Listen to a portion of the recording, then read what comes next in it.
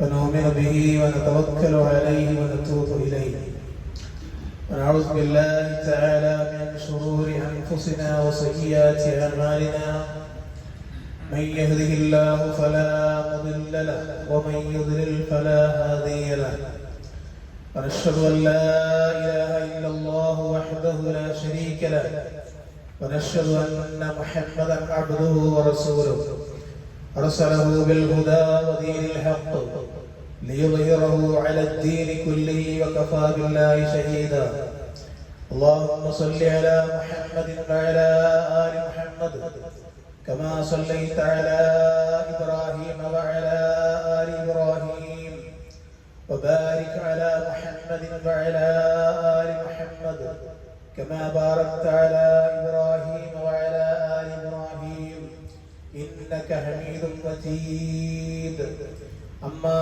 بعد فإن خير الكلام كلام الله وخير الحديث كتاب الله وخير الهدي هدي محمد صلى الله عليه وسلم وشر الأمور محدثاتها وكل محدثة بدعة وكل بدعة ضلالة وكل ضلالة في النار. أيها الإخوان والأخوات أوصيكم ونفسي أولا بتقوى الله. أعوذ بالله من الشيطان الرجيم. يا أيها الذين آمنوا اتقوا الله حق تقاته ولا تموتن إلا وأنتم مسلمون. يا أيها الذين آمنوا اتقوا الله وقولوا قولا سديدا يصلح لكم أعمالكم ويغفر لكم ذنوبكم ومن يطع الله ورسوله فقد فاز فوزا عظيما. يا أيها الناس اتقوا ربكم الذي خلقكم من نفس واحدة وخلق منها زوجها بث منهما رجالا كثيرا ونساء واتقوا الله الذي تساءلون به والأرحام إن الله كان عليكم رقيبا. بسم الله الرحمن الرحيم. يا أيها الذين آمنوا اتقوا الله وذروا ما بقي من الربا إن كنتم مؤمنين فإن لم تفعلوا فاحذروا بحرب من الله ورسوله وإن تبتم رؤوس أموالكم لا تظلمون ولا تظلمون. ഏറെ ബഹുമാനമുള്ള സഹോദരന്മാരെ, സഹോദരികൾ, ജഗനിയന്താവായ പ്രപഞ്ച അഖിലവും സൃഷ്ടിച്ച് സംവിധാനിച്ച് വ്യവസ്ഥപ്പെടുത്തി മുന്നോട്ട് നയിക്കുന്ന പടച്ചുതമ്പുരാന്റെ നിയമങ്ങളും നിർദ്ദേശങ്ങളും ജീവിതത്തിന്റെ എല്ലാ മേഖലകളിലും യഥാവിധി ഉൾക്കൊണ്ട് അള്ളാഹു ഇഷ്ടപ്പെടുന്ന സത്യവിശ്വാസിയും സത്യവിശ്വാസിനികളുമായി ജീവിക്കണമേ എന്ന് എന്നോടെന്ന പോലെ നിങ്ങൾ ഓരോരുത്തരോടും വസിയത്ത് ചെയ്യുകയാണ്, തഖ്വാ കൊണ്ട് ഉപദേശിക്കുകയാണ്. അല്ലാഹു സുബ്ഹാനഹു വ തആല നമ്മെ എല്ലാവരെയും ഈമാൻ തഖ്വയും നൽകിയിട്ടുള്ള ജീവിതം നൽകി അനുഗ്രഹിക്കുമാറാവട്ടെ. സഹോദരന്മാരെ, കഴിഞ്ഞ ഖുതുബയിൽ നിഷിദ്ധമായ ഒന്നും നമ്മുടെ സമ്പാദ്യത്തിൽ വരരുത് എന്നും ആ കാര്യങ്ങൾ വന്നു കഴിഞ്ഞാൽ നമ്മുടെ പ്രാർത്ഥനക്ക് പോലും ഉത്തരം കിട്ടാത്ത അവസ്ഥ സംജാതമാകും എന്നതിനെ കുറിച്ചായിരുന്നു പറഞ്ഞിരുന്നത്. നമ്മുടെ സമ്പത്തിൽ എങ്ങനെയാണ് നിഷിദ്ധങ്ങൾ നാം അറിയാതെ കലർന്നു വരുന്നത് എന്നതിനെ കുറിച്ച് പരാമർശിക്കുമ്പോൾ വളരെ പ്രാധാന്യം അർഹിക്കുന്ന ഒന്നാണ് പലിശ എന്ന് പറയുന്നത്. അതുമായി ബന്ധപ്പെട്ടിട്ടുള്ള ഏതാനും സംഗതികളാണ് ഇന്നത്തെ ഖുതുബയിൽ പ്രയോജനപ്പെടുത്തുവാൻ ഉദ്ദേശിക്കുന്നത്. അള്ളാഹു അനുഗ്രഹിക്കുമാറാവട്ടെ. സഹോദരന്മാരെ, സഹോദരികളെ, അള്ളാഹുവും റസൂലും അള്ളാഹുവിന്റെ പ്രവാചകനും യുദ്ധം പ്രഖ്യാപിക്കുകയും 7 മഹാപാപങ്ങളിൽ ഒന്നായി എടുത്തു പറയുകയും ചെയ്തിട്ടുള്ള വലിയ സാമ്പത്തിക കുറ്റമാണ് പലിശ, അതുമായിട്ടുള്ള ഇടപാടുകൾ എന്ന് പറയുന്നത്. പലിശയെ നിർവചനം നാം വായിക്കുമ്പോൾ അല്ലെങ്കിൽ പലിശയുടെ കാര്യത്തെ കുറിച്ച് നമ്മൾ മനസ്സിലാക്കുമ്പോൾ അർഹതയില്ലാതെ അന്യരുടെ സമ്പത്ത് നമ്മളിലേക്ക് എത്തിച്ചേരുക എന്നതാണ്. നമുക്കത് അർഹതയില്ല. അർഹതയില്ലാതെ മറ്റുള്ളവരിൽ നിന്ന് നമ്മിലേക്ക് വരിക. പലിശയുടെ എല്ലാ രീതികളും, അത് ചെറിയ പലിശയാവട്ടെ, അത് കൊടുക്കലാവട്ടെ, അത് വാങ്ങലാവട്ടെ, അതിന്റെ ഇടപാടാവട്ടെ, അത്തരം സ്ഥാപനങ്ങളിൽ ജോലി ചെയ്യുന്നതാവട്ടെ, എല്ലാം അള്ളാഹുവിന്റെ പ്രവാചകൻ നിരോധിച്ച് നമ്മളെ പഠിപ്പിച്ചിട്ടുള്ളതാണ്. മാത്രമല്ല അള്ളാഹു സുബ്ഹാനഹു വ തആല ഒരു സമര പ്രഖ്യാപനം, യുദ്ധം തന്നെ അത്തരം ആളുകളോട് നടത്തും എന്ന തരത്തിലുള്ള ആയത്താണ് സൂറത്തുൽ ബഖറയിൽ അള്ളാഹു പരാമർശിക്കുന്നത്. യാ അയ്യുഹല്ലദീന ആമനു തഖുല്ലാഹ്, സത്യവിശ്വാസികളെ നിങ്ങൾ അല്ലാഹുവെ സൂക്ഷിക്കുക. വദറൂ മാ ബഖിയ മിനർ റിബ, പലിശ ഇനത്തിൽ ബാക്കിയുള്ളത് നിങ്ങൾ ഉപേക്ഷിക്കുക. ഇൻ കുൻതും മുഅ്മിനീൻ, നിങ്ങൾ യഥാർത്ഥ വിശ്വാസികളെങ്കിൽ. ഇനി ഫൈലം തഫ്അലു, നിങ്ങൾ അങ്ങനെ ചെയ്യുന്നില്ലെങ്കിൽ ഫഅ്ദിനൂ ബിഹർബിൻ മിനല്ലാഹി വറസൂലി, അല്ലാഹുവിന്റെയും റസൂലിന്റെയും പക്കൽ നിന്ന് സമരപ്രഖ്യാപനത്തെ പറ്റി നിങ്ങൾ അറിഞ്ഞുകൊള്ളുക. അത്രത്തോളം അല്ലാഹു അവന്റെ പ്രവാചകൻ വിലക്കിയിട്ടുള്ളതാണ്. അതിൽ നിന്ന് പിന്മാറണം നിങ്ങൾ. ഫമൻ ജാഅഹു മൗഇലത്തും മിർ റബ്ബി ഫന്തഹാ ഫലഹു മാ സലഫ്, അല്ലാഹുവിന്റെ ഉപദേശം വന്നു കിട്ടിയിട്ട് വല്ലവനും പലിശയിൽ നിന്ന് വിരമിച്ചാൽ അവൻ മുമ്പ് വാങ്ങിയത് അവന് തന്നെ ഉള്ളതാണ്. വഅംറുഹു ഇലല്ലാഹ്, അവന്റെ കാര്യം അല്ലാഹുവിന്റെ തീരുമാനത്തിന് വിധേയമായിരിക്കുകയും ചെയ്യും. വമൻ ആദ ഫൗലായിക അസ്ഹാബുന്നാർ, ഇനി ആരെങ്കിലും പലിശയിലേക്ക് വീണ്ടും തിരിച്ചു പോവുകയാണെങ്കിൽ, അങ്ങോട്ട് തന്നെ കാര്യങ്ങളൊക്കെ മനസ്സിലാക്കിയിട്ട് മടങ്ങിപ്പോവുകയാണെങ്കിൽ അസ്ഹാബുന്നാർ, അവൻ ശാശ്വതമായി അവൻ നരകവാസികളോടൊപ്പം കൂട്ടത്തിലാണ്. അവനത്ര നരകമുള്ളത്. അവൻ അതിൽ ശാശ്വതമായി കഴിയേണ്ടവരാണ് എന്നാണ്. അപ്പൊ സത്യവിശ്വാസികളെ സംബന്ധിച്ചിടത്തോളം നിഷിദ്ധമായ സംഗതി നമ്മുടെ സമ്പത്തിൽ വരുന്നതിൽ പലിശയ്ക്ക് മുഖ്യമായ സ്ഥാനമുണ്ട്. പലിശഭോജികൾക്ക്, പലിശയുമായി ബന്ധപ്പെട്ട് പ്രവർത്തിക്കുന്നവർക്ക് പരലോകത്തിൽ ലഭിക്കുന്ന കഠിന ശിക്ഷയെ കുറിച്ച് റസൂലുള്ളാഹി സ്വല്ലല്ലാഹു അലൈഹി വസല്ലം പഠിപ്പിക്കുന്നുണ്ട്. മഹാനായ സമറത്ത് ബിൻ ജുൻദുബ് റളിയല്ലാഹു അൻഹു നിവേദനം ചെയ്യുന്ന ഒരു ഹദീസിൽ നബി സല്ലല്ലാഹു അലൈഹി വസല്ലം പറയുകയാണ്, റഅയ്തുൽ ലൈലത റജുലൈനി അതയാനി ഫഅഖ്റജാനി ഇലാ അർദിൻ മുഖദ്ദസ, ഒരു രാത്രി 2 മലക്കുകൾ എന്നെ പരിശുദ്ധമായ ഒരു സ്ഥലത്തേക്ക് കൂട്ടിക്കൊണ്ടുപോയി.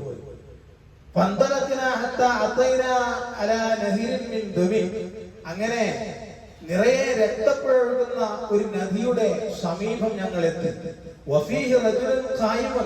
അതിൽ ആ നദിയിൽ ഒരു മനുഷ്യൻ നിൽക്കുന്നുണ്ട്.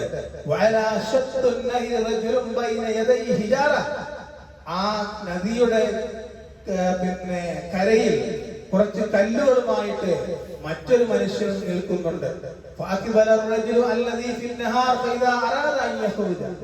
ആ നദിയിൽ കുളിച്ചുകൊണ്ടിരിക്കുന്ന ആ മനുഷ്യൻ പുറത്തേക്ക് നീന്തി കയറുവാൻ ശ്രമിക്കുമ്പോഴൊക്കെ കരയിൽ നിൽക്കുന്ന ആ മനുഷ്യൻ അവനെ കല്ലുകൊണ്ട് മുഖത്ത് ഇങ്ങനെ ആട്ടി ദൂരത്തേക്ക് തെളിക്കുന്നുണ്ട്. ആ സ്ഥിതിക്ക് ഇങ്ങനെ മടക്കപ്പെടുകയാണ്. അവരിങ്ങോട്ട് കയറാൻ ശ്രമിക്കും, വീണ്ടും അങ്ങോട്ട് എറിഞ്ഞകറ്റും. അങ്ങനെ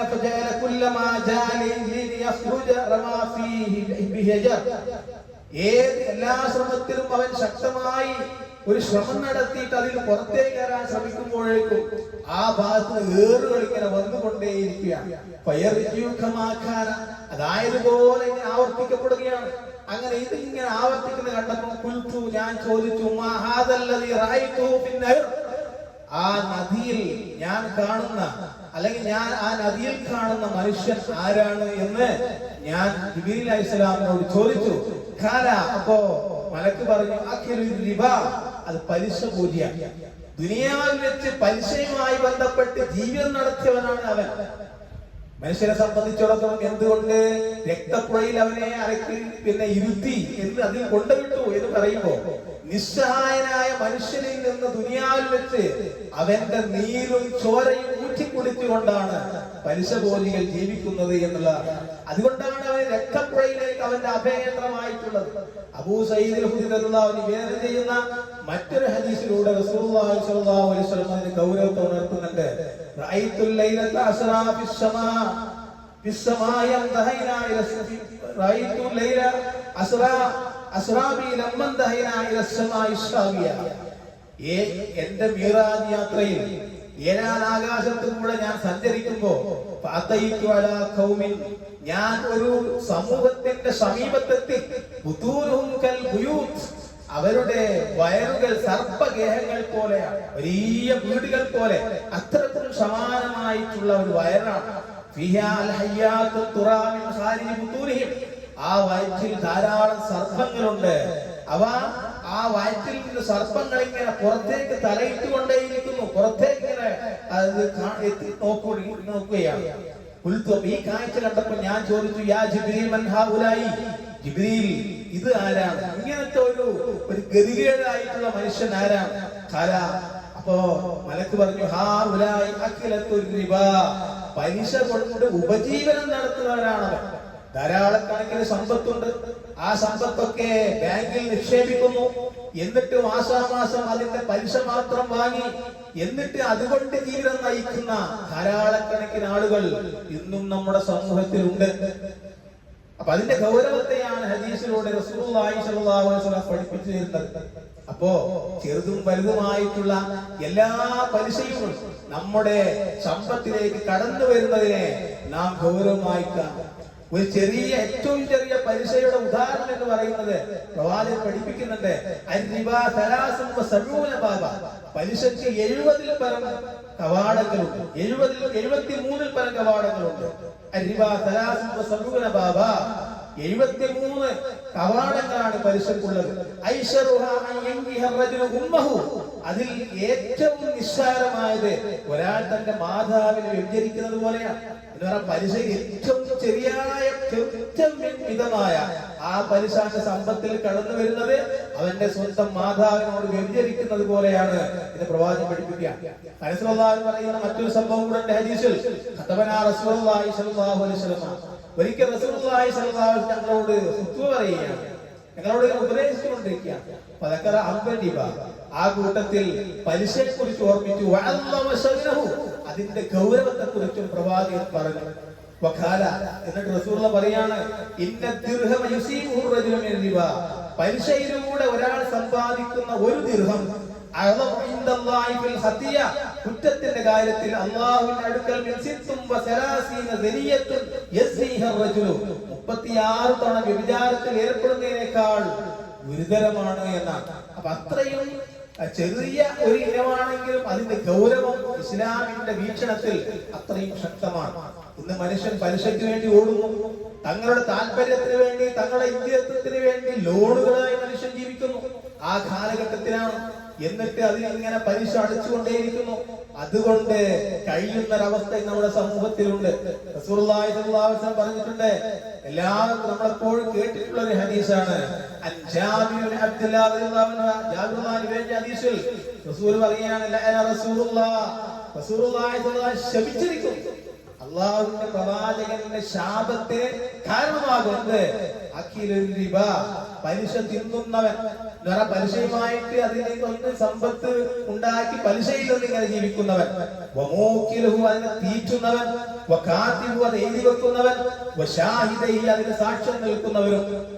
എന്നിട്ട് റസൂൽ പറഞ്ഞു, അവരെല്ലാം ഒരുപോലെയാണ്, എല്ലാരും ഒരുപോലെയാണ് എന്നാണ്.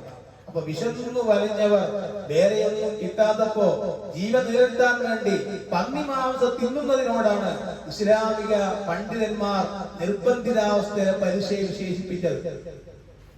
അത്രയും കഠിനമായിട്ടാണ്, വളരെ ഗൗരവപൂർവ്വം നമ്മൾ ഓർക്കേണ്ടതായിട്ടാണ് പ്രവാചകരും പണ്ഡിതന്മാരും നമ്മൾ പഠിപ്പിക്കുന്നത്. നോക്കൂ, നിങ്ങള് ഹാക്കിം ഉദ്ധരിക്കുന്ന ഒരു ഹദീസിലൂടെ പ്രവാചകൻ പഠിപ്പിക്കുന്നത് മാ ലഹറ ഫീ ഖൗമിൻ അസ്സിനാ വൽരിബ ഇല്ലാ അഹ്ലു അൻഫുസിഹിം ഇഖാബല്ലാഹ്. ഒരു സമൂഹത്തിൽ വ്യഭിചാരം പലിശയും അത് തുടങ്ങിക്കഴിഞ്ഞാൽ കണ്ടു തുടങ്ങിയാൽ ഇല്ലാ അഹ്ലു അൻഫുസിഹിം ഇഖാബല്ലാഹ്, അല്ലാഹുവിന്റെ ശിക്ഷയ്ക്ക് അവർ കാരണമായിത്തീരുന്നു എന്നാണ്. അല്ലാഹുവിന്റെ ശിക്ഷയ്ക്ക് സ്വയം അനുമതി നൽകി കഴിഞ്ഞു എന്നാണ്. അത്തരം സമൂഹത്തിൽ അല്ലാഹുവിന്റെ ശിക്ഷകൾ ഇറങ്ങിക്കൊണ്ടേയിരിക്കുമെന്നാണ്. നമ്മുടെ സമൂഹവും വ്യക്തിയും കുടുംബവും എല്ലാവരും വളരെ ഗൗരവപൂർവ്വം ആലോചിക്കേണ്ടതാണ്. നമ്മൾ നമസ്കരിക്കുന്നു, കാര്യങ്ങൾ ചെയ്യുന്നു, പക്ഷേ അപ്പോൾ നമ്മുടെ മനസ്സിലുണ്ട് അങ്ങനെ പലിശയിലേക്ക് വരുമോ, അല്ലെങ്കിൽ ഞാൻ പലിശയുമായി ബന്ധവുമില്ല എങ്കിലും എന്റെ സമ്പത്തിലേക്ക് പലിശ കടന്നു വരുമോ എന്നതിനെ കുറിച്ച് നമ്മൾ ആലോചിക്കുമ്പോൾ അത് വളരെ ഗൗരവമായിട്ടാണ് പ്രവാചകൻ പഠിപ്പിക്കുന്നത്. അബൂ ഹുറൈറ റളിയല്ലാഹു അൻഹു ഉദ്ധരിക്കുന്ന മറ്റൊരു ഹദീസ് റസൂൽ പറയുന്നുണ്ട്, അന്ന റസൂലുള്ളാഹി സ്വല്ലല്ലാഹു അലൈഹി വസല്ലം ഖാല, പ്രവാചകൻ പറയാണ്, ജനങ്ങൾക്ക് ഒരു കാലം വരാനുണ്ട്, ഒരു കാലം എന്റെ സമൂഹത്തിൽ വരാനുണ്ട്, അന്ന് അവർ പലിശ തിന്നുന്നവരായിരുന്നു. എല്ലാ ആളുകളും ഉദ്ദേശിച്ചാണ് പറഞ്ഞത്. അവ കീല ചോദിക്കപ്പെട്ടു അന്നാസി കുല്ലു. അപ്പൊ ഒരാൾ ചോദിച്ചു, നബിയെ എല്ലാ ജനങ്ങളും അങ്ങനെ തിന്നുമെന്നാണോ? സമൂഹത്തിലെ എല്ലാ ആളുകളും പലിശ പുഷിക്കുമെന്നാണോ? റസൂൽ പറഞ്ഞു, അത് ഭക്ഷിക്കാത്തവനെ അതിന്റെ ധൂളിയെങ്കിലും ബാധിക്കുമെന്നാണ്. അപ്പൊ നാം അറിയാതെ നമ്മുടെ ശബ്ദത്തിലേക്ക് പലിശ കടന്നു വരും. അത് ഗൗരവമായി നമ്മൾ മനസ്സിലാക്കേണ്ടതാണ്. അപ്പൊ സൂചിപ്പിച്ചു വരുന്നത് നല്ല സമ്പാദ്യം, ആ നല്ല സമ്പാദ്യത്തിൽ നാം അറിയാതെ പലിശ കടന്നു വന്ന ആ സമ്പാദ്യം മോശമായി പോകും. അതാണ് ഈ പറഞ്ഞതിന്റെ അർത്ഥം. അത് നമ്മൾ ഗൗരവം മനസ്സിലാക്കേണ്ടതാണ്. അങ്ങനെ കടന്നു വന്നാലോ നമ്മളെ സംബന്ധിച്ചിടത്തോളം നമ്മുടെ ഇബാദത്തുകൾ, നമ്മുടെ മറ്റുള്ള എല്ലാ കർമ്മങ്ങളിലും ആ ഒരു താല്പര്യം, ആത്മാർത്ഥത എല്ലാം നഷ്ടപ്പെട്ടു പോകും. അതാണ് സമ്പത്തിൽ പലിശ കടന്നു വരുന്നതിനെ ഗൗരവപൂർവ്വം നമ്മൾ കാണേണ്ടത്. ഒരു 5 പൈസയായാലും അത് പലിശ തന്നെയാണ്. അതതിന്റെ ഗൗരവത്തോടെ കാണുമെന്നുള്ളതാണ്. ഈ അർത്ഥത്തിൽ നമ്മുടെ സമ്പാദ്യത്തെ സംശുദ്ധീകരിക്കുന്ന പ്രക്രിയയിൽ അത് പിന്നെ നാം സ്വീകരിക്കേണ്ട നിലപാട് എന്ന് പറയുന്നത് പലിശ വരാതെ നോക്കുക എന്നുള്ളതാണ്. മറ്റുള്ള വിളിച്ചു പറയും, മറ്റുള്ള കാര്യങ്ങളിലൊക്കെ സമ്പാദ്യങ്ങളൊക്കെ നമ്മൾ ഉപേക്ഷിക്കുന്നു. പക്ഷെ നാം അറിയാതെ പലിശ വന്ന് ചേരുന്നത് അത് നമ്മൾ ഗൗരവപൂർവ്വം ആലോചിക്കേണ്ടതാണ്. കാരണം അതൊരു നിസ്സാരമായിട്ടുള്ള ഒരു ഇടം പോലെയാണ് ഇന്ന് സമൂഹം മനസ്സിലാക്കിയിട്ടുള്ളത്. അതിന് ഗൗരവത്തെ കുറിച്ച് സമൂഹത്തിലെ ബോധ്യപ്പെടുന്നുള്ളൂ. അതിലിപ്പോ എന്താണ്, അത് എടുത്തു കഴിഞ്ഞാൽ കുറച്ചു കഴിഞ്ഞാൽ അത് മുഴുവൻ കൊണ്ട് അടച്ചു തീർക്കുന്നില്ലേ, പിന്നെ എന്താ പലിശ എടുക്കുന്നത്? എന്താണ് ലോൺ എടുക്കുന്നവർക്ക് കൊണ്ട് പ്രശ്നം എന്താണ്?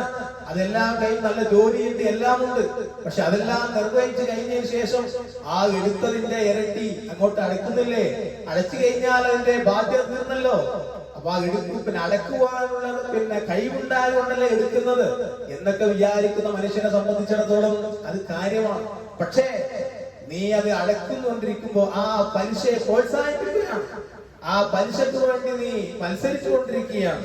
അത് നീ അടക്കുമെങ്കിലും ആ അടക്കുന്ന സാധനം നീ എടുത്ത ആ ഘട്ടത്തിൽ ഒരു നിഷിദ്ധമായ വഴിയിലൂടെ ആയിപ്പോയി എന്നതാണ് ഇസ്ലാം കാണുന്ന കുറ്റം എന്ന് പറയുന്നത്. ആ നിലക്ക് നമ്മുടെ സമ്പത്തിനെ കേടുവരുത്തുന്ന പലിശയെ കുറിച്ച് നാം ജാഗരൂകരാവേണ്ടതുണ്ട്. അങ്ങനെ ചിന്തിക്കുന്ന മുത്തഖീങ്ങളിൽ അള്ളാഹു നമ്മെ ഉൾപ്പെടുത്തി അനുഗ്രഹിക്കുമാറാവട്ടെ.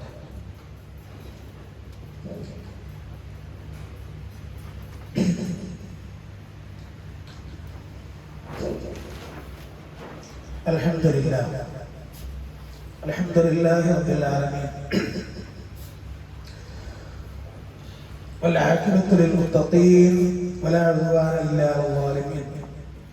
أصلي ونسلم على نبي محمد صلى الله عليه وسلم وعلى آله وأصحابه أجمعين الفائزين إلى الله. أما بعد أوصيكم ثانيا بتقوى الله. يا أيها الذين آمنوا اتقوا الله حق تقاته ولا تموتن إلا وأنتم مسلمون. സഹോദരങ്ങളെ, സഹോദരിമാരെ, രണ്ടാമതും തഖ്വ കൊണ്ട് ജീവിക്കണമേ എന്ന് ഉണർത്തുകയാണ്, ഉപദേശിക്കുകയാണ്.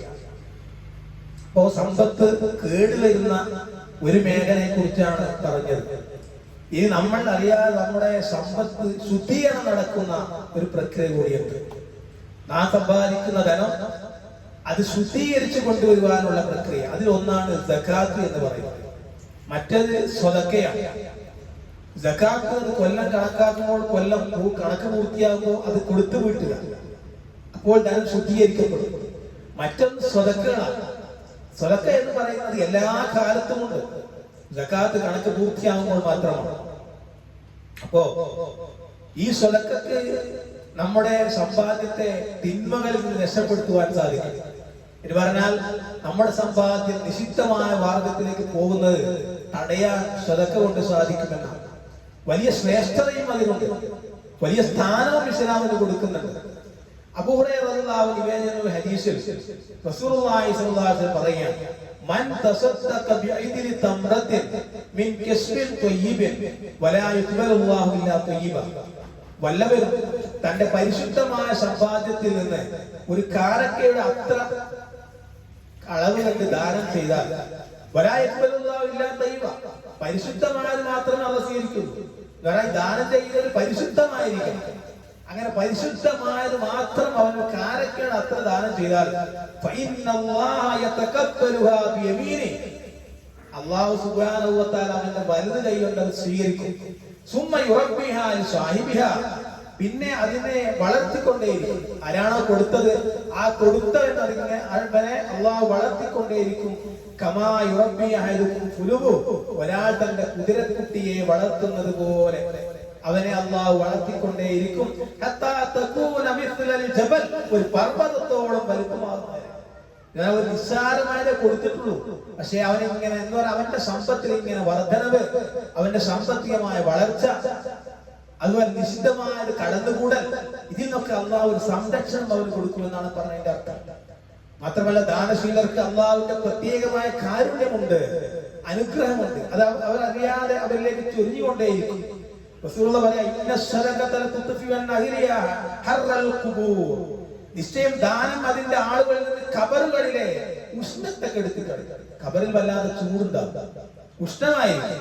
ആ ഉഷ്ണത്തെ ഇവൻ കൊടുത്ത ദാനം കെടുത്തി കളയും. വൈന്നമാ യസ്തദില്ലുൽ മുഅ്മിനു യൗമൽ ഖിയാമത്തി ഫീ ദില്ലി സദഖ. അന്ത്യനാളിൽ വിശ്വാസി അവന്റെ ദാനധർമ്മങ്ങളുടെ തണലിൽ കഴിയും. ദുനിയാവിൽ അവൻ ദാനം കൊടുത്ത അവൻ ഓർമ്മയുണ്ടാവും ഇത്ര കൊടുത്തു. ആ ദാനധർമ്മത്തിന്റെ തണലിൽ വിശ്വാസി കഴിഞ്ഞുകൂടും. മറ്റൊരിക്കൽ റസൂലുള്ളാഹി പറയാ, ഇന്ന സ്വദഖത തുത്ഫിഉ ഗളബർ റബ്ബ്. ദൈവകോപത്തെ അല്ലാഹു ദാനം കെടുത്തിക്കളയുമെന്നാണ്. അല്ലാഹുവിൽ നിന്നുണ്ടാകുന്ന ആ കോപം അത് ദാനം ഇല്ലാതായി കളയും. അപമൃത്യുവെ അത് ഇല്ലാതാവുകയും ചെയ്യും. അത് ദാനം കൊണ്ടുണ്ടാവുന്ന നേട്ടമാണ്. ഇനി ദാനധർമ്മം മനുഷ്യന്റെ രക്ഷയ്ക്ക് അനിവാര്യമായി എത്തുന്ന ഒരു ഉപമയിലൂടെ പ്രവാചകൻ വിവരിക്കുന്നുണ്ട്. എങ്ങനെയാണ് മനുഷ്യന്റെ രക്ഷയ്ക്ക് ഒരു ദാനം എത്തിത്തീരുന്നത് എന്നാണ്. റസൂലുള്ളാഹി പറയാ, വഅമറുക്കും ബിസ്സദഖ. നബി നിങ്ങളോട് ദാനം കൽപ്പിക്കുന്നു.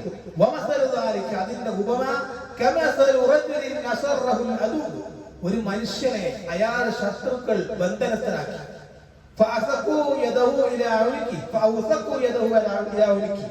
കൈകൾ പിടരിയോട് ചേർത്ത് കെട്ടി ശത്രുക്കൾ.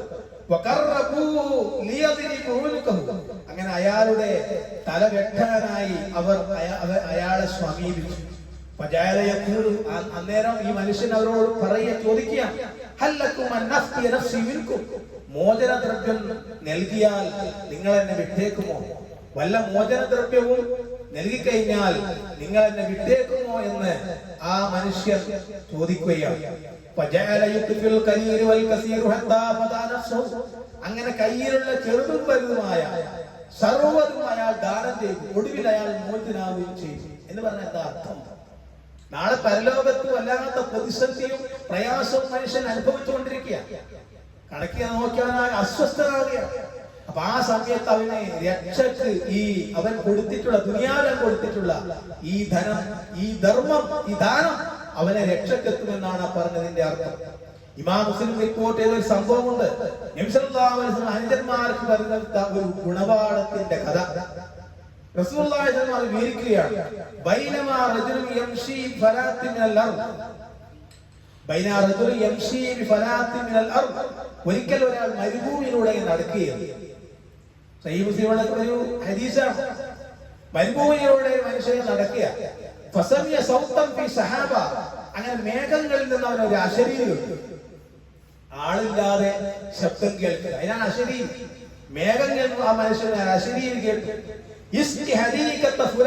ഇന്ന വ്യക്തിയുടെ തോട്ടത്തിൽ വർഷിക്കൂ, അതാണ് കേട്ട അശരീരി.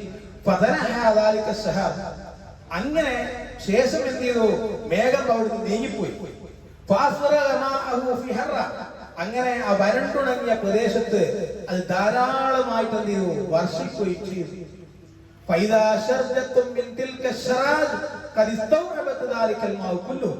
അവിടെയുള്ള തോടുകളിൽ ആ വെള്ളമെല്ലാം ശേഖരിക്കും. അന്നേരം വരണ്ടുണങ്ങിയ പാടത്ത് എല്ലായിടങ്ങളിലും വെള്ളമാണ് ശേഖരിച്ചു കൂട്ടി. അങ്ങനെ ശബ്ദം കേട്ട മനുഷ്യൻ ആ വെള്ളത്തെ പിന്തുടർന്നു. നേരത്തെ ശബ്ദം കേട്ടിരുന്നവരാണ്, അയാൾ ആ വെള്ളത്തെ പിന്തുടർന്നു. അപ്പൊ അയാൾ നോക്കുമ്പോ ആ തോട്ടത്തിൽ ഒരാൾ ഇങ്ങനെ നിൽക്കുന്നുണ്ട്. തന്റെ മൺവെട്ടി കൊണ്ട് ഉപയോഗിച്ച് അയാൾ വെള്ളം ഇങ്ങനെ തിരിച്ചു വിടുന്നുണ്ട്. അപ്പോ ഈ ശബ്ദം കേട്ട മനുഷ്യൻ പിന്നെ ചോദിച്ചു, അള്ളാഹുവിന്റെ അടിമേ, നിന്റെ പേരെന്താണ്? അപ്പൊ അയാൾ പറഞ്ഞു, എന്റെ പേരെന്താണ്? ഇന്ന പേരാണ്. അപ്പൊ ഈ മനുഷ്യൻ നിന്റെ ഈ നാമമാണ് മേഘത്തിൽ നിന്ന് ഞാൻ കേട്ട ആ ഒരു ശബ്ദത്തിന്റെ പേരായിട്ടുള്ളത് എന്ന് ആ മനുഷ്യനോട് ഇയാൾ പറഞ്ഞു എന്നുള്ളതാണ്. അങ്ങനെ അത് പറഞ്ഞതിന് ശേഷം ആ നനച്ചുകൊണ്ടിരിക്കുന്ന മനുഷ്യൻ ചോദിച്ചു, നിങ്ങൾ എന്തിനാണ് എന്റെ പേരന്വേഷിക്കുന്നത്? നിങ്ങൾക്ക് എന്താണ് അതിന്റെ ആവശ്യം? അപ്പൊ അയാൾ പറഞ്ഞു, ഈ സമയത്ത് ഞാൻ മേഘത്തിൽ നിന്ന് ഒരു ശബ്ദം കേട്ടിരുന്നു. അല്ലതി അതാ ഇന്ന തോട്ടത്തിൽ നീ വർഷിക്കണമെന്ന് കേട്ട ശബ്ദത്തിൽ നിങ്ങളുടെ പേരാണ് ഉള്ളത്. എന്നിട്ട് അയാൾ ചോദിക്കുന്നതിന്റെ പോയിന്റ് എവിടെയാണ്? ഇതിന് മാത്രം നിങ്ങൾ എന്താണ് പ്രവർത്തിക്കുന്നത്? ഇത്രമാത്രം നിങ്ങൾ എന്താണ് പ്രവർത്തിച്ചു കൊണ്ടിരിക്കുന്നത്? മനുഷ്യൻ പറഞ്ഞു, ഇവിടെയാണ് നമ്മുടെ പോയിന്റ്. താങ്കൾ ചോദിച്ചതുകൊണ്ട് ഞാൻ പറയാം. ഞാൻ എന്ത് ചെയ്യും? ഈ കൃഷിയിടത്തിൽ നിന്ന് ലഭിക്കുന്ന വിളവുകൾ ഞാൻ കണക്കാക്കി എണ്ണി നോക്കും. എന്നിട്ടോ അതിന്റെ 1/3 ഞാൻ എന്ത് ചെയ്യും? ദാനം ചെയ്യും. 1/3 മാത്രമല്ല, കൃഷിയിൽ നിന്ന് കിട്ടുന്ന 1/3 എന്റെ ഭാര്യക്കും മക്കൾക്കും കുടുംബത്തിനും ഉപയോഗിക്കും. ബാക്കിയുള്ളത് അവിടെ തന്നെ വെളിവെറുക്കുകയും ചെയ്യും. ഇതാണ് ഞാൻ ചെയ്യാറുള്ളത്. അപ്പോ ദാനത്തിന്റെ ആ ശ്രേഷ്ഠതയാണ് ഹദീസിലൂടെ നമ്മൾ പഠിപ്പിക്കുന്നത്. നാം അറിയാതെ നമ്മുടെ സമ്പത്ത് നിഷിദ്ധങ്ങൾ വന്നു ചേരുന്നതിന് ദാനത്തിന് മുഖ്യമായ പങ്കുണ്ട് എന്നാണ്. സകാത്തിനുണ്ട്, അതുപോലെ സ്വതക്കകളുണ്ട്. ഈ കാര്യങ്ങളിലൊക്കെ സത്യവിശ്വാസിയെ സംബന്ധിച്ചിടത്തോളം നല്ലൊരു നിലപാട് അവൻ സ്വീകരിക്കണമെന്നാണ് ഈ പറഞ്ഞ ആയത്തിന്റെയും ഹദീസിന്റെയും ഒക്കെ ആശയത്തെ വിപുലമായി വിശദീകരിക്കുമ്പോൾ നമ്മൾക്ക് മനസ്സിലാവുക. ഞാൻ പറഞ്ഞുകൊണ്ടുവരുന്നത്, നമ്മുടെ വിഷയം ഇവിടെ പൂർണ്ണമാവുകയാണ്. സമ്പത്തുമായിട്ടുള്ള നമ്മുടെ ബന്ധം ഒരു മനുഷ്യനെ നന്നാക്കാനും സാധിക്കും, ചീത്തയാക്കാനും സാധിക്കും. നന്നായി സമ്പാദ്യമാണെങ്കിൽ അറിയാതെ അതിലേക്ക് ഈ നിഷിദ്ധങ്ങൾ കടന്നു വരും. ആ കടന്നു വരുന്നതിനെ തടുക്കാൻ ഇത്തരം കാര്യങ്ങൾ ഇസ്ലാം നിഷ്കർഷിക്കുന്നുണ്ട്. അതുകൊണ്ട് സ്വതക്കയുടെ കാര്യങ്ങളൊക്കെ നമ്മൾ എപ്പോഴും മുൻപന്തിയിൽ ഉണ്ടാവണമെന്നാണ് സൂചിപ്പിക്കുവാനുള്ളത്. അല്ലാഹു സുബ്ഹാനഹു വ തആല എല്ലാ കർമ്മങ്ങളും നമ്മൾ ചെയ്യുന്നുണ്ട്, നമസ്കരിക്കുന്നുണ്ട്, ഹജ്ജ് ചെയ്യുന്നുണ്ട്, അതുപോലെ തന്നെ എല്ലാം ചെയ്യുന്നുണ്ട്. പക്ഷേ അതൊക്കെ ചെയ്യുമ്പോഴും അതൊക്കെ അല്ലാഹു സ്വീകരിക്കണമെങ്കിൽ എല്ലാം ചെയ്തിട്ട് പ്രയാസങ്ങൾ കഷ്ടപ്പാടുകൾ ഒക്കെ അനുഭവിച്ചു ചെയ്യാം. എല്ലാം ചെയ്തിട്ട് നാളെ പരലോകത്ത് ഹിസാബ് നോക്കുമ്പോൾ ഒന്നുമില്ല, നാളെ പരലോകത്ത് കണക്ക് നോക്കുമ്പോൾ ഒന്നും കാണാനില്ല. അപ്പൊ അവിടെ നാം നിർഭാഗ്യന്മാരുടെ കൂട്ടത്തിലാണെങ്കിൽ എവിടെയാണ് നമ്മൾ നമ്മുടെ ആ ഒരു ആവശ്യം തീർക്കുക? എവിടെയാണ് ആ പ്രശ്നം പരിഹരിക്കാൻ സാധിക്കുക? കാരണം നാളെ പരലോകത്തെ സംബന്ധിച്ചിടത്തോളം ഓരോ മനുഷ്യരും ഒറ്റക്കൊറ്റക്ക് വിചാരണക്ക് വിധേയമാകും. ഇവിടെ ഒരുപാട് പ്രശ്നങ്ങൾ വന്നാൽ സഹായിക്കാൻ ആളുകളുണ്ട്. ചെറിയൊരു വിഷയം വന്നു, ആളുകൾ ഓടി വരാനുണ്ട്. എന്തെങ്കിലും പ്രശ്നം വന്നാൽ എന്താണ് ചോദിച്ചു എന്ന ആൾക്കാരുണ്ട്, എല്ലാരും ഉണ്ട്, കൂട്ടുകാരുണ്ട്, കുടുംബങ്ങളുണ്ട്, ഭാര്യയുണ്ട്, മക്കളുണ്ട്, എല്ലാം ഉണ്ട്. പക്ഷെ നാളെ അല്ലാഹുവിന്റെ മുമ്പിൽ ഒരു വിഭാഗം സ്വർഗത്തിലേക്ക്, മറുവിഭാഗം നരകത്തിലേക്ക് എന്ന് ഓരി വെക്കപ്പെടുമ്പോ അവന്റെ അവസാനത്തെ ആ താമസ സ്ഥലം കാണുമ്പോ അവിടെ നമ്മൾ കൊന്നുമില്ലെങ്കിൽ, അല്ലെങ്കിൽ നാം എല്ലാം ഉണ്ടാക്കിയിട്ടുണ്ട്, പക്ഷേ അവിടെ ചിലപ്പോൾ ഒന്നും കാണുന്നില്ല, അതാണ് നമ്മുടെ വിധിയെങ്കിൽ എന്തായിരിക്കും അവസ്ഥ? അപ്പൊ ആ സ്ഥലങ്ങളിലൊക്കെ രക്ഷപ്പെടുത്തുവാൻ നമ്മുടെ അമലുകളേക്കാൾ പ്രാധാന്യമായി ദാനധർമ്മങ്ങൾ സാധിക്കുമെന്നാണ് ഈ പറഞ്ഞതിന്റെ അർത്ഥം. അതിനെന്ത് വേണം? നല്ല സമ്പാദ്യത്തിന് ദാനം ചെയ്താലേ കാര്യമുള്ളൂ. നിഷിദ്ധമായ നമ്മിൽ വന്നു ചേർന്ന് അതിൽ നിന്ന് നമ്മൾ എത്ര കൊടുത്തു കിട്ടിയാലും കാര്യമില്ല, അതുപോലെ രക്ഷകത്വമില്ല. അതുകൊണ്ട് സമ്പത്തിന്റെ കാര്യത്തിൽ നമ്മൾ എപ്പോഴും ജാഗ്രത പാലിക്കണം. നാം അറിയാതെ ഈ പലിശയോടൊക്കെ ആ ഒരു കുടി നമ്മൾ പെട്ടുപോകും. അങ്ങനെയുള്ള ഒരു കാലഘട്ടത്തിലാണ് നമ്മൾ ജീവിക്കുന്നത്. അതിൽ പെടണ്ട എന്ന് വിചാരിച്ചാലും അത് ചെന്ന് ചാടിപ്പോകും. പക്ഷേ അത് ചാടുമ്പോൾ നമ്മൾ അറിയില്ല, അതിന് നിസ്സാരമല്ലേ, അതിലിപ്പോ എന്താ ഉള്ളത് എന്നവിടെ മനസ്സ് പറഞ്ഞു തരും. അപ്പോഴൊക്കെ നമ്മൾ ഗൗരവവും ആലോചിക്കണം. പരമാവധി നമ്മുടെ സമ്പത്തിനെ നിഷിദ്ധങ്ങളിൽ നിന്ന് മുക്തമാക്കാൻ നമ്മൾ ശ്രമിച്ചുകൊണ്ടേയിരിക്കണം. അല്ലാഹുവോട് പ്രാർത്ഥിച്ചുകൊണ്ടേയിരിക്കണം. പടച്ചോനെ, ഏത് പ്രതിസന്ധി ഘട്ടം വന്നാലും ഏത് പ്രയാസം സഹിച്ചാലും നിഷിദ്ധമായ സമ്പത്ത് എന്നിലേക്ക് വരുന്നതിൽ നിന്നും എന്നെ കാക്കണമേ എന്ന് നാം പ്രാർത്ഥിക്കണം. ഇല്ലെങ്കിൽ നമ്മുടെ മക്കൾക്കും ഭാര്യമാർക്കും ഒക്കെ നാം കൊടുക്കുന്ന സമ്പത്ത് തിന്മയാണെങ്കിൽ, നിഷിദ്ധമാണെങ്കിൽ, അതുകൊണ്ടുണ്ടാകുന്ന ആ പ്രയാസം അതിവിടെ അറിയില്ല, നാളെ പരലോകത്ത് ചെല്ലുമ്പോഴാണ് അത് അറിയുക. ഇവിടെ ഒന്നും മനസ്സിലാവൂല. നാളെ അല്ലാഹു ഗ്രന്ഥം വലതു കൈയിലേക്കും ഇടതു കൈയിലേക്കും കൊടുക്കുമ്പോൾ അതിങ്ങനെ വായിക്കുമ്പോഴാണ് അതിന്റെ ഗൗരവത്തെ കുറിച്ച് ഞാൻ മനസ്സിലാവുക. ഒന്നും ഉണ്ടാവില്ല. പക്ഷെ നമ്മുടെ കണക്ക് എല്ലാം ഉണ്ടാകും. നാളെ വിചാരണക്ക് വിധേയമായി ഗ്രന്ഥം വായിക്കുമ്പോ ഒന്നും കാണൂല. എന്തായിപ്പോയി? എല്ലാം തിന്മകൾ മാത്രമേ ഉള്ളൂ. അതുകൊണ്ട് ഈ കാര്യങ്ങളൊക്കെ നമ്മൾ ഗൗരവപൂർവ്വം ആലോചിക്കേണ്ടതുണ്ട്, ഗൗരവപൂർവ്വം മനസ്സിലാക്കേണ്ടതുണ്ട്. ആ അർത്ഥത്തിൽ നാം കാര്യങ്ങൾ ഉൾക്കൊള്ളുകയും നമ്മുടെ സമ്പത്തിനെ വളരെയധികം ജാഗ്രതയോടെ നാം സമ്പാദിക്കുന്ന മുതലിനെ നാം സംശുദ്ധമാക്കി എടുക്കുവാനും തയ്യാറാവണം. അങ്ങനെ വളരെ കൃത്യതയോടുകൂടി, ഇഖ്ലാസോടുകൂടി എല്ലാ മേഖലയിലും പ്രവർത്തിക്കാൻ അല്ലാഹു സുബ്ഹാനഹു വ തആല നമ്മെ അനുഗ്രഹിക്കുമാറാവട്ടെ. അല്ലാഹുവേ, ഞങ്ങൾ വന്നുപോയിട്ടില്ല എല്ലാ കുറ്റങ്ങളും തെറ്റുകളും പുറത്തിറങ്ങേ തമ്പുരാനെ. അല്ലാഹുവേ, ഞങ്ങളുടെ സമ്പാദ്യത്തിൽ തിന്മകൾ, നിഷിദ്ധങ്ങൾ കലർന്നു വരുന്നതിൽ നിന്ന് ഞങ്ങളെ നീ കാത്ത് രക്ഷിക്കണമേ തമ്പുരാനെ. അല്ലാഹുവേ, ഒരുപാട് പ്രയാസങ്ങളും പ്രതിസന്ധികളും വരുമ്പോഴാണ് സമ്പത്തിന്റെ ആ ഒരു നിഷിദ്ധത മറന്നു പോകുന്നത്. നാഥാ, അങ്ങനെയുള്ള പ്രതിസന്ധികളും പ്രയാസങ്ങളും ഞങ്ങളെ തന്ന് നീ പരീക്ഷിക്കരുതേ തമ്പുരാനെ. അല്ലാഹു, ഞങ്ങളുടെ മക്കളെ നന്നാക്കണമേ തമ്പുരാനെ. അല്ലാഹുവേ, പ്രയാസരഹിതമായ ഒരു ജീവിതം അനുഗ്രഹിക്കണമേ തമ്പുരാനെ. അല്ലാഹുവേ, മാറാവ്യാധികളിൽ നിന്നും ഞങ്ങളെ രക്ഷപ്പെടുത്തണമേ തമ്പുരാനെ. അല്ലാഹു, ഞങ്ങളുടെ കൂട്ടത്തിൽ മരണപ്പെട്ടു പോയ കുറെ ആളുകളുണ്ട്. അല്ലാഹു, അവരുടെ കബറിടം സ്വർഗ്ഗത്തോപ്പായി കൊടുക്കണമേ തമ്പുരാനെ. അല്ലാഹു, ഞങ്ങളുടെ കൂട്ടത്തിൽ ജീവിച്ചിരിക്കുന്ന മാതാപിതാക്കളുണ്ട്, പ്രയാസം അനുഭവിക്കുന്നവരുണ്ട്, രോഗികളായിട്ടുള്ളവരുണ്ട്. അല്ലാഹുവേ, എല്ലാവർക്കും നീ ശമനം നൽകി അനുഗ്രഹിക്കണമേ തമ്പുരാനെ. അല്ലാഹു, ഞങ്ങളുടെ കൂട്ടത്തിൽ പല പണ്ഡിതന്മാരും രോഗം കൊണ്ട് കഷ്ടപ്പെടുന്നവരുണ്ട്, രോഗബാധിതരായ ഹോസ്പിറ്റലിൽ കഴിയുന്നവരുണ്ട്. അത് അവർക്കൊക്കെ നീ ശമനം നൽകി അനുഗ്രഹിക്കണമേ തമ്പുരാനെ. അല്ലാഹുവേ, നല്ല കാര്യങ്ങൾ ചെയ്യുവാനും ഇഖ്ലാസോടുകൂടി നന്മയിൽ കൂടെ കഴിയാനുള്ള ഒരു മനസ്സ് ഞങ്ങൾക്ക് നൽകി അനുഗ്രഹിക്കണമേ തമ്പുരാനെ. അല്ലാഹു, ഞങ്ങളുടെ എല്ലാ ഉദ്ദേശങ്ങളും സഫലീകരിക്കണേ തമ്പുരാനെ. അല്ലാഹു, ഞങ്ങളുടെ കച്ചവടങ്ങളിലും മറ്റിടപാടുകളിലും എന്തൊക്കെ ജോലിയുണ്ടോ അതിലൊക്കെ നീ ബർക്കത്ത് നൽകി അനുഗ്രഹിക്കണമേ തമ്പുരാനെ. നിന്റെ ബർക്കത്ത് വലിയതാണ്, അതില്ലെങ്കിൽ എല്ലാം നഷ്ടമാണ്.